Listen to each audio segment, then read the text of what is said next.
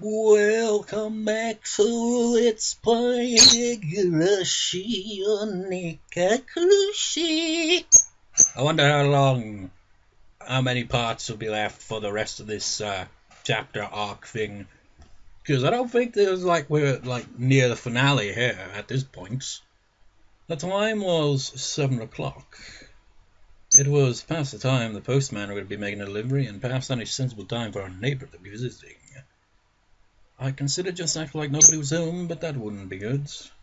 That would ruin all the work I put in making it look like my parents were home. I need to answer the door. Hello, my bar-san. Sorry, someone seems to be at the door. I'm going to go see who it is. Yes, I see. My apologies. Should we end this phone call now? That would be a problem. No, I'll be back in a second. Do you mind if I just leave the phone on? It's fine, I don't mind. I dropped the handset on my bed and dashed down to the door. I needed to make up a good excuse to get them to leave. I had a hunch it was the lady who called right before Ooishi ended. In which case it would be one of the neighbors who's friends with my mum. I'll just say Mum isn't feeling well and went to bed early. That would be the easiest option. It'll be hard for her to ask me to wake my mum up if she's not feeling well. The bell continued to ring at regular intervals. If someone didn't answer after you rang the bell so much, you'd normally give up and go home, wouldn't you? Not removing the chain, I opened the door slightly and peered out at the visitor. A chill ran down my spine. I knew it. Somewhere deep inside, I'd prepared for this moment. I tried to escape by imagining it was the easiest person to deal with, one of my mum's friends. However... Good evening. Rena, there shouldn't be any reason for Rena to come over at this hour. The timing also made me feel uneasy, because it was just as I was about to ask Keiichi about Rena. I wish I could have chalked this up to mere coincidence. Those unsettling words from Neon several days ago echoed back to me. There's nothing this old man doesn't know. Are you alone, Rena? Yeah. Seems that Neon wasn't with her. That didn't change the situation at all. Why did you come here? Hey, Keiichi-kun, I think you'll open the door so we can talk. Can I come inside? I wonder. It was true that speaking through a chain door wasn't the right way to talk to our classmates. But at my house, chain has to be on with knives. Don't worry about it. That can't be helped, I guess. Rena pouted rather sadly, but she kept smiling at least, and her effort to keep that smile up was quite pitiful. Even though she was tugging at my heartstrings, I didn't lower my guard. As long as I stayed like this, even if it made my heart ache, my life wasn't in danger. What I really feared, more than the possibility that hoodlums would assault me if I removed the chain, was trusting Rena enough to remove the chain and having my friendship betrayed. As long as the chain wasn't unlatched, even if it made my heart ache, I wouldn't have to deal with being betrayed by Rena. Seeing it didn't seem like I'd removed the chain from her silent urging, she appeared to give up on trying to get into the empty door.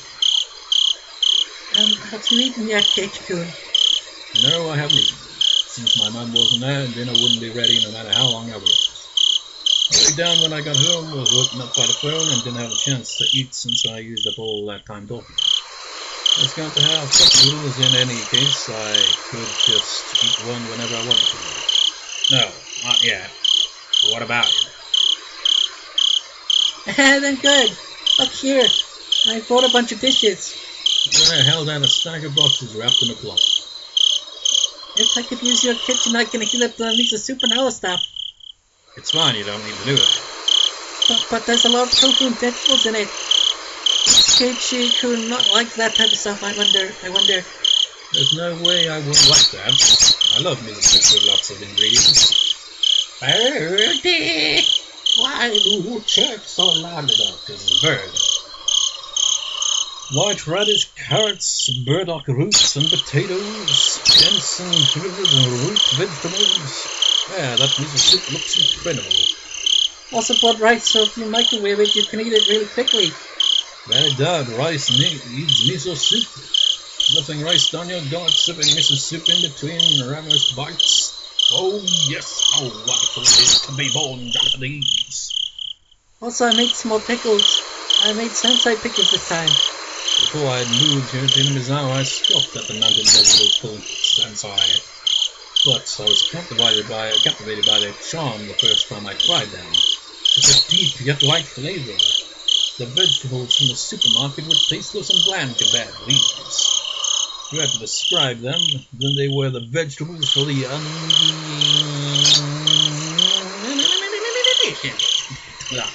To become an expert citizen myself, you first got to partake of sensei.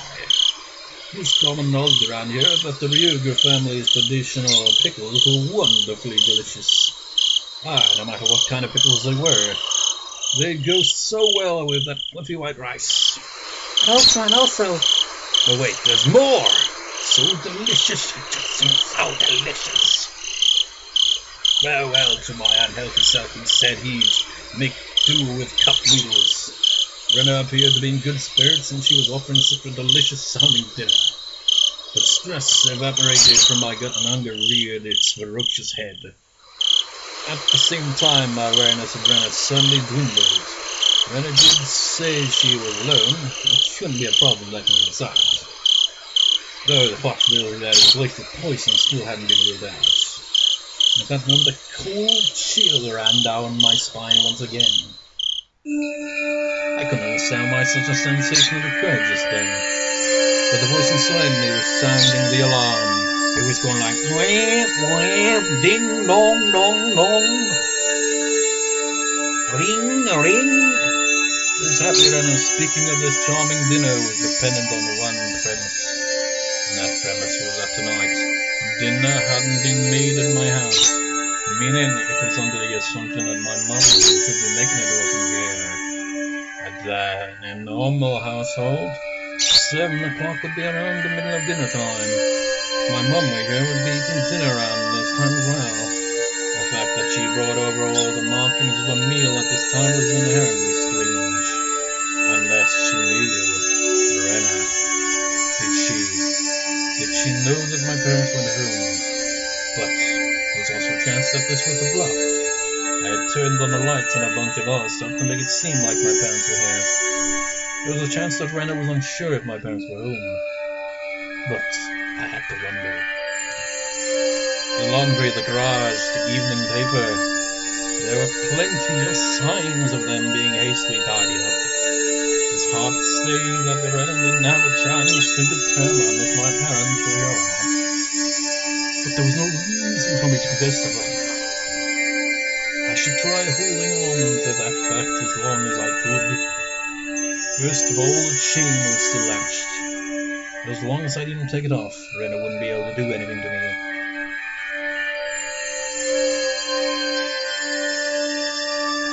I'm quite grateful, but dinner will be ready pretty soon. Huh? Is that so? Is that so? No, you animal, for all the effort I've been done. Well, and I will think of a good way to refuse my words fell off weakly. Well, some of this could work as side dishes, I think. I'm sorry we have more than enough already. My mom always makes quite a few sides, so... You have side dishes? With a smile that bordered on a cringe, I dodged her questions apologetically. But the feeling I tried to ignore began creeping up my back again. I spoke as if my mom was setting down dinner right now, but it didn't match well with what Rena was saying. Rena was talking as if she was aware of some obvious facts, and that I was aware of it as well. So Keiichi-kun can cook. What did you make, I wonder? No, well, not that it's not I. Rena assumed out of nowhere that I had made the dishes. No, not so much that I made them, but rather that my mom hadn't. Did you really make them? What side dishes? Did you, Keiichi-kun? It wasn't me who made them. My mom did. No, she's making them. Right now. So you see, I'm sorry, but I can't eat what you brought. Rena fell silent at that moment. I felt that the light had suddenly disappeared from her eyes. How about I Try guessing what Keiichi-kun's dinner will be. It doesn't matter what I'm going to eat. Let's see. The conversation might appear natural at first glance, but Rena was firmly in control. It felt like I was being interrogated. Your dinner, I wonder, is it something that can be made with just hot water? Hey now, stop with the insults. Can't believe you'd belittle my mum's extravagant dinner like that. Tickets sold out, full capacity already. It's that amazing. I tried my best to put on a strong front, but I couldn't grit my teeth quite right. So instead, I looked like someone who was borderline hysterical. But Rena showed no reaction whatsoever, even to that sentence. Keiichi-kun, did your mother really leave you dinner? No, you see, she didn't leave me dinner. She's making it right now. It's almost time for dinner. Rena had taken that assertion of mine that my mother's home. I'm making dinner right now. I was completely ignoring it. I could tell that the more I panicked, the colder Rena became. Hey, Keiichi-kun. At that moment, an uncomfortable chill crept in from the gap in the doorway. Is your mama home? I wonder. I couldn't keep up this charade anymore. Rena, she knew full well my parents were home, but I couldn't be far to admit that now. Anyway, my parents were sure we'd be having dinner soon. That was a situation I couldn't forget. So I answered. I told her she was here. She's here, of course. I could feel the humidity drying out from the surrounding air. Rena's eyes would become even more frigid, piercingly there. Why? What do you mean? I tried acting casual, but that facade was torn off. The instant I looked into Rena's eyes, that look informed me of Rena's response faster than she could open her mouth. Why have you been lying to me, I wonder? I'm not lying. God damn, we're coming back to that again, aren't we? That's a lie, isn't it? It's not a lie. Nice. Rena's art percentage all surging through my body. I've seen a freaking CG and I've seen the anime years ago, and she literally says that with a freaky look on her face while peering in through the doorway because it's not fully open. That makes it even creepier, really. Rena and I were so separated. What? Was I with an Australian accent there? Separated by what few inches? That's slightly ajar, but still chain door could have fooled. Just like that, I was still being cornered. My house, which I'd considered a safe haven until now, had become more like a dark alleyway where no one could save me. Shall I get your dinner, Keiichi-kun? Let's see. I knew now that Rena had already known that my parents were not here tonight. It was still so strange that it had come to this. Even if she somehow knew that my parents went home, there's no way she should be able to guess what I would be eating tonight. When Rena said she'd guess, how could she guess it? How could she know it was instant? Cup noodles. That's right, isn't it? That I was going to eat. Wait, the cooking reptile of a man who can't do housework is probably nothing but cup noodles, after all. Looking at this statistically, it's the most probable answer. That didn't mean she was guessing. I don't think you'll be full with just noodles. I think having rice and stuff will definitely hit the spot. Calm down, Keiichi, my lord. This was just coincidence. Rena was just reading certain tells of mine. So the fact that she was inferring what I was thinking alarmed me. But it wasn't as if she was actually reading my mind. If it was being read, then she was a demon. No, not a demon. Things like that. They couldn't possibly exist. Do you like them? Do you mean noodles? Who's speaking now? No. What? What? So she's like, You like them? You need noodles? What is this? It's like part of me thinking, no shit. But no, that isn't it. Freeze. That's a 7-letter word. Yeah. What could it be?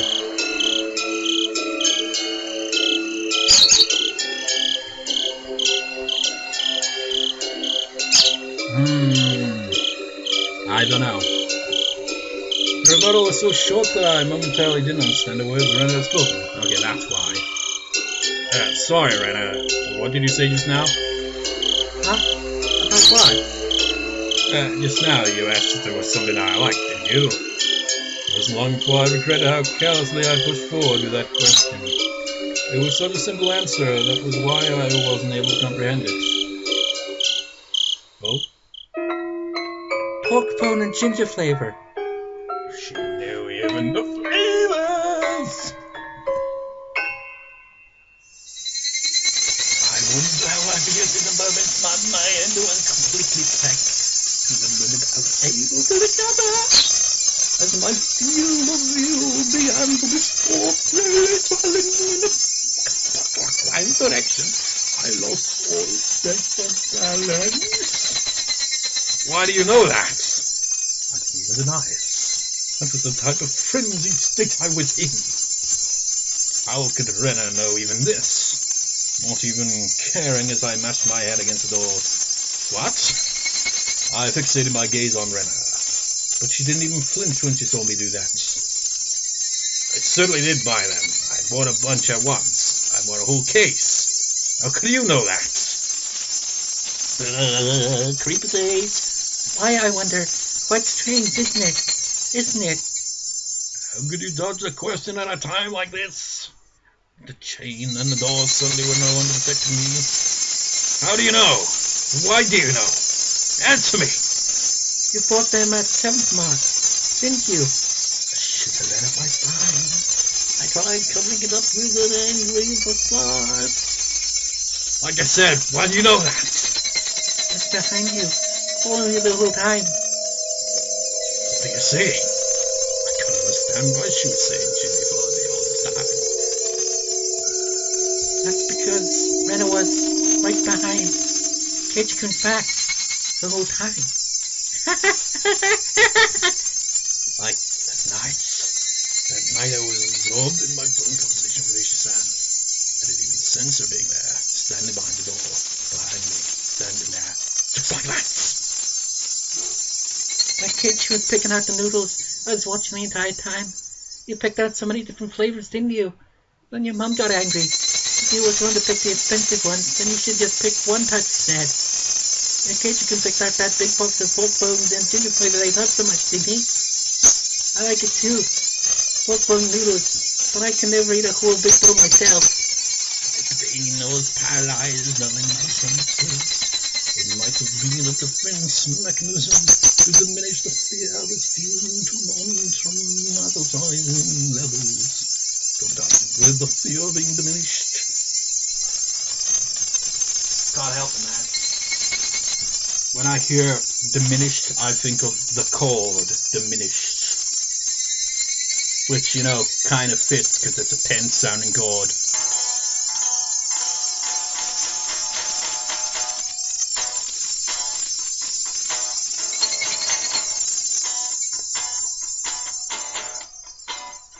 Various ways of playing different types of diminished chords. I think this is this. Yeah.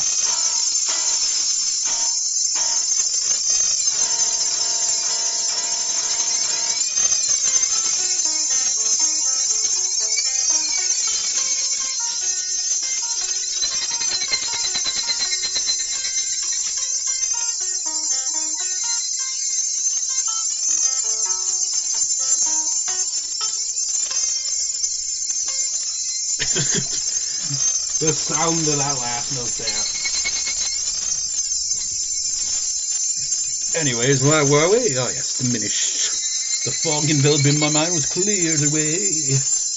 But then I could understand what Rena was saying and started to put meaning behind her words. Even still, my fear hadn't subsided completely. It was like I was standing at the edge of a cliff, eyes closed, so I didn't have to look down. It didn't actually solve any of the basic problems. I slowly took a step backwards, and as I withdrew, I knew that.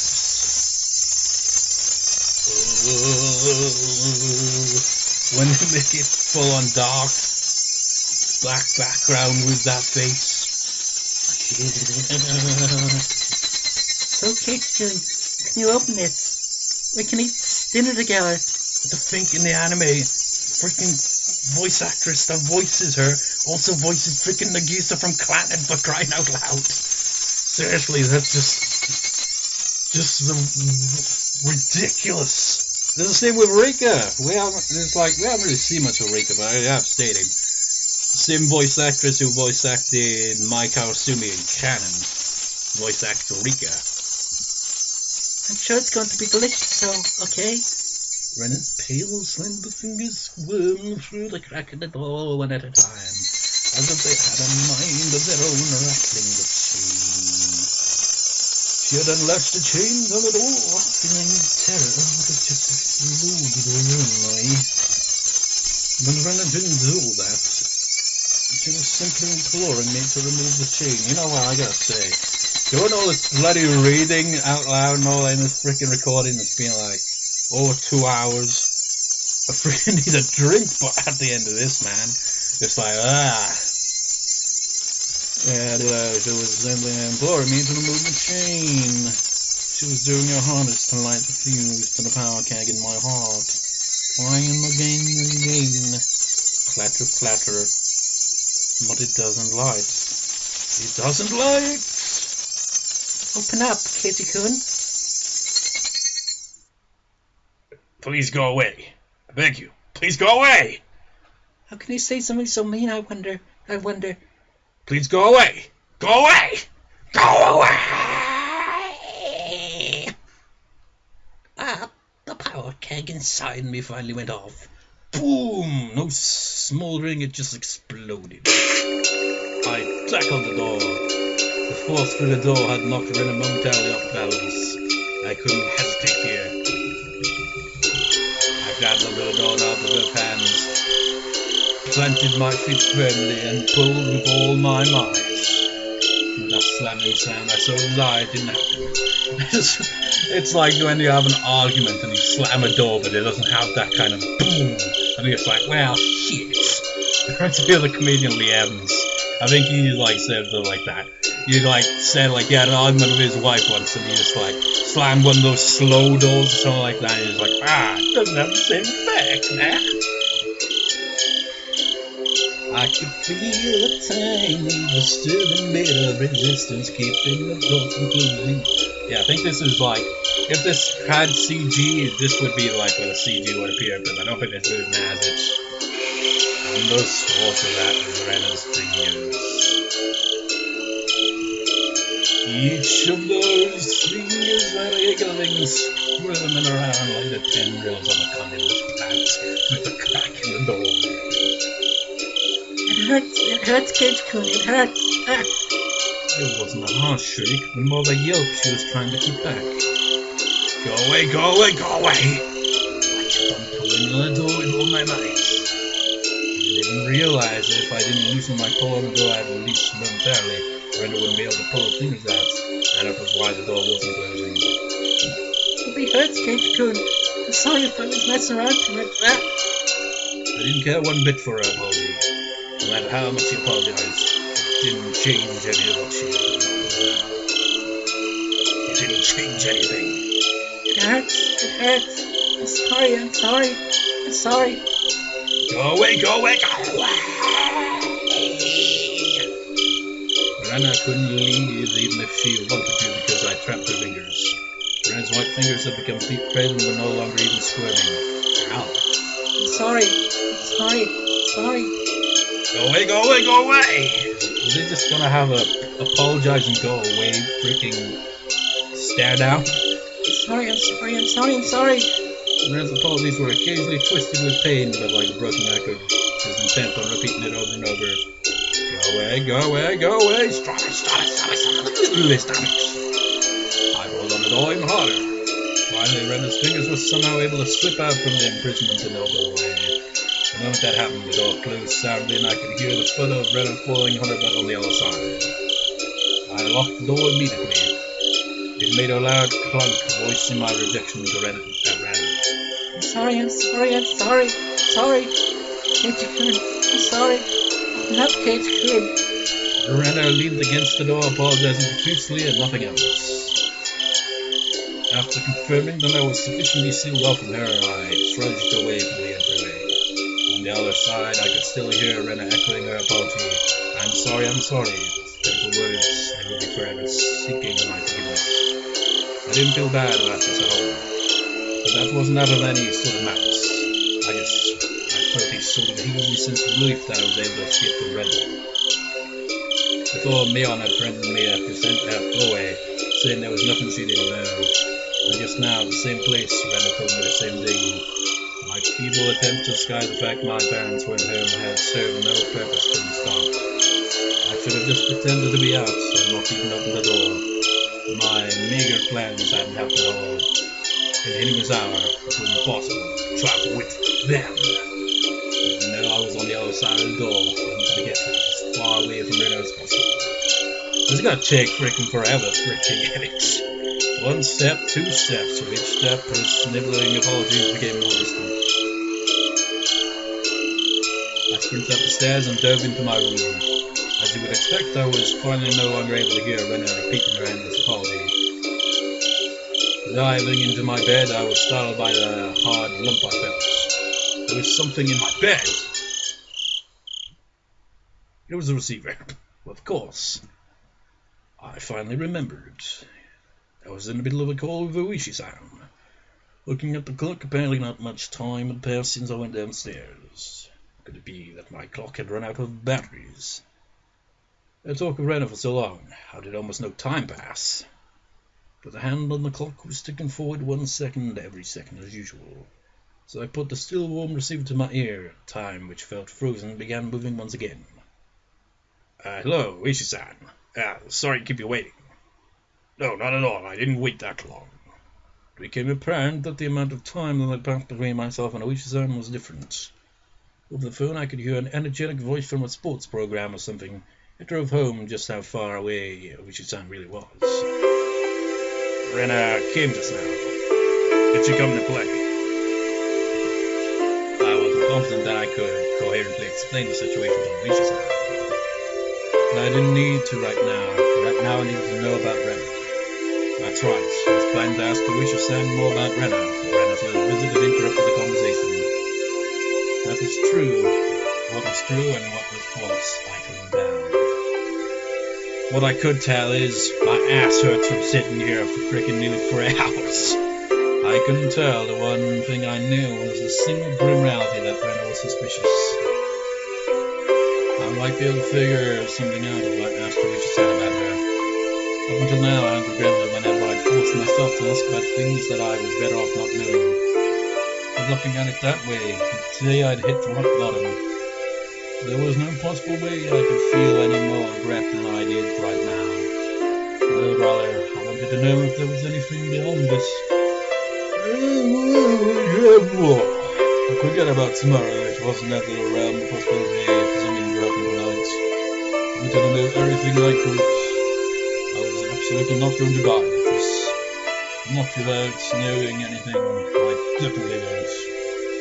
Regarding Rena Ryuga-san, I did a bit of digging. Yeah, well, it wasn't much. I understood that Ooishi-san was talking in circles. A bit meant I dug so deep it'd be hard to discuss with you since you're a friend. I want to know everything from your research. I don't think it'll be very interesting what I have to say. Ooishi-san. I spoke as calmly as possible to Ooishi-san, who was continuing to avoid the issue. And then I said it. I think Rena Ryuga is suspicious. Even if the past incident with Shiro-san's curse, Rena Ryuga is involved. You have some sort of proof of that, what makes you believe Rena-san is suspicious. The manner in which Ooishi-san spoke became very firm. You have some sort of proof. That was him talking as a detective. I only have circumstantial evidence. I see. I could tell even over the phone how disappointed Ooishi-san was. Pulling on the fishing line when he fell to bite, only to reel in the bait, disappointed but ready to cast the line once more. That's how it seems. Ooishi-san, you can't do anything without physical proof, can you? What I meant was you can't come and save me without proof. I stuck that bomb in there. As Ooishi-san loves roundabout ways of saying things, he understood me just fine. It's fine, my boy-san. I'll protect you. That was not the least bit reassuring. Ooishi-san would just use me to continue his investigation. I was just going to get killed and my corpse would be an important piece of evidence. That was all I was to him. Whether I'm alive or dead may be of no concern to your investigation. It's all over for me when I die. Ooishi-san went silent on the other end of the line. That may have been too blunt, but I didn't care. All I needed to relay to Ooishi-san was that I was currently in a very dangerous position. So please, tell me. Tell me about Rena. Satoshi transferred out. Not too far in the future. Probably also do what Rena called transferring out as well. But you won't be able to find my corpse. You haven't even been able to find Satoshi's body yet. Alright, my bar-san, please calm down. I was already suppressing my agitation, even that Ooishi-san having to tell me. It wouldn't solve anything if I continued to scream about my mistrust of the police. It seemed that I could only depend on myself and the that Satoshi left behind to protect myself. Then I at least wanted to know about what happened before Rena transferred schools. You're aware that this won't be very interesting, right? Ooishi-san realized my resolve couldn't be swayed, finally caved. Right now, to me, there's nothing that I'll find uninteresting. Please. There are a few things I need you to agree to. Okay. Please keep this confidential. Also, part of this may be speculation. Not all of it may be true. Are you still interested? It might not be true. I don't understand what you mean. There isn't one main investigation for a mysterious chain of deaths in Hinamizawa. Each one is treated as its own individual case. Thus, Rena Ryugu has never been linked to any of the investigations. Basically, you see, this isn't an investigation of Rena done by the police. It is a personal inquiry in what you're telling me, is what you're telling me. This will make things a lot quicker since you understand. All of it is from our phone calls or meetings and interviews. So they aren't corroborated. I'm asking you to take this all with a grain of salt, is what I mean. Do we have an agreement? All of it is just from what you heard. Yes, my apologies, it's all my personal investigation, you see. That thing, before you said you saw Rena's chalk, didn't you? I'm sure I heard you say that. Ooishi-san paused for a moment on the other end of the line. I told you that too. Please pretend you didn't hear anything about that. I didn't care about Ooishi-san having certain obligations and responsibilities. I also didn't care if there was no proof. Even if they were just rumors, there's no smoke without fire after all. Please tell me, Ooishi-san. My frickin' throat, man. I need a drink. Understood. Ooishi-san finally opened those tight lips of his. It seemed that Rena lived in Hinamizawa a long time ago. She had moved to Higurashi Prefecture after she finished elementary school, and following that, right after transferring, the unfortunate incident with the breaking of the school windows happened. Then Rena confided to the doctor. It was always sure-sama. This was all that he knew. But he already told him that. There isn't much difference between what I know and what you know, my daughter-san. Then what part did you investigate further? I didn't need to ask. It was the incident that happened just after she transferred. The incident Rena was responsible for, and what she divulged to the doctors afterwards, correct? Yes. After you learned about that, right now. No, you got the freaking voice acting wrong. After you learned about that, you started suspecting Rena Ellis, didn't you? Yes, I did suspect them. So they're the ones after all.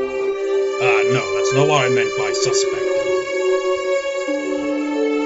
Ooishi-san was the type of person to say things with confidence, but these particular words were less than reassuring. Then, who did you suspect? That it was you sure, son? Huh? Are you sure some's curse really exists? Yeah, right, well, Ooishi-san's laugh was quite dry, certainly not the kind that would make you want to join in. Ooishi-san resumed the conversation about the dubious circumstances behind Satoshi's disappearance, course of events up until the start of delving into Rena's past. Just then there was thunder in the distance and a heavy rain started pouring down. Just in that warning, the rain so heavy it felt like it could beat you down. I had left the window in my room open and I strapped to let's play out. The violin, the wind danced into my room, making the curtain flap violently. What is nothing. It suddenly started raining heavily. Sorry, please continue. I got up while still on the phone and closed the window. I said at the beginning it was an incident, but because neither the school nor the victims filed charges, police were never involved. So you see, those involved were very reluctant to talk. Regardless of there being a victim who had one eye beaten so badly that it had permanent damage. It could have been the school or possibly some individuals who made arrangements to keep it from going public. Also, the psychologist was very strict about their professional ethics. Hello? Adarsa, can you hear me?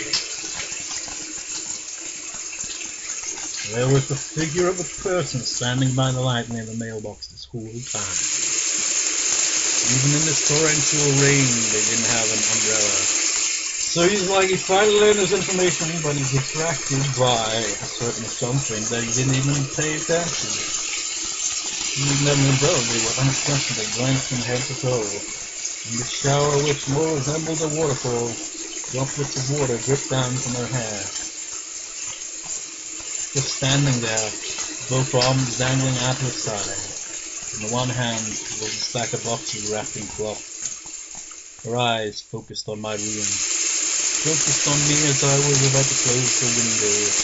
Her mouth was metaphorically repeating a chewing motion. It was as if she had something hard to chew in her mouth, with her teeth popping out.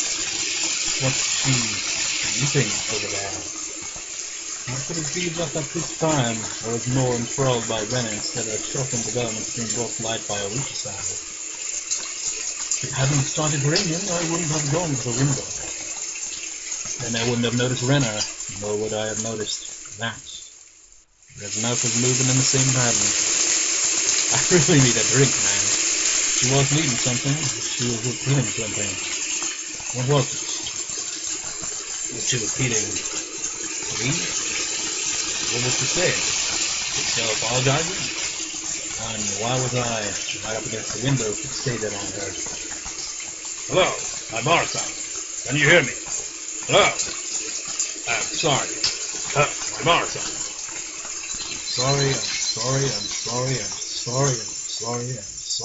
sorry. Hello, I'm Arsa. What's the matter? Even in the torrential downpour, Rena was still apologizing. While stuck inside me, drew the curtain safely with my right hand, blocking my view of the outside. Even doing that, Rena's relentless quality still reached my ears. I'm sorry. If I forgive you for this, I will forgive you. Will you forgive me for that? Please stop. I'm sorry.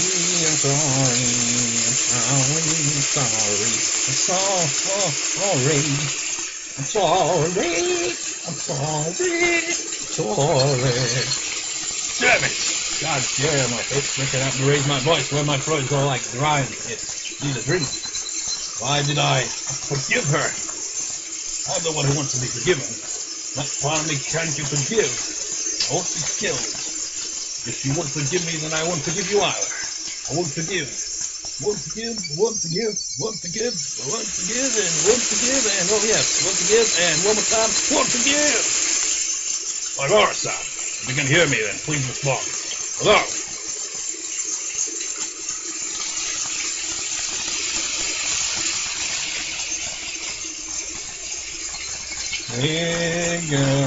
Higurashi, when they cry through the rain. And the thunder, the secret tipster personality at the seventh knot. Yeah, this was a lot longer than I thought it was. Rain of apologies, achievement unlocked. Not face though, pat on the head. I guess I will call it a recording there then. Next recording session will probably have the conclusion, not like the next part, but the next recording session. Still got quite a bit of plot to go through. So, I shall see you next time, viewers. See you next time.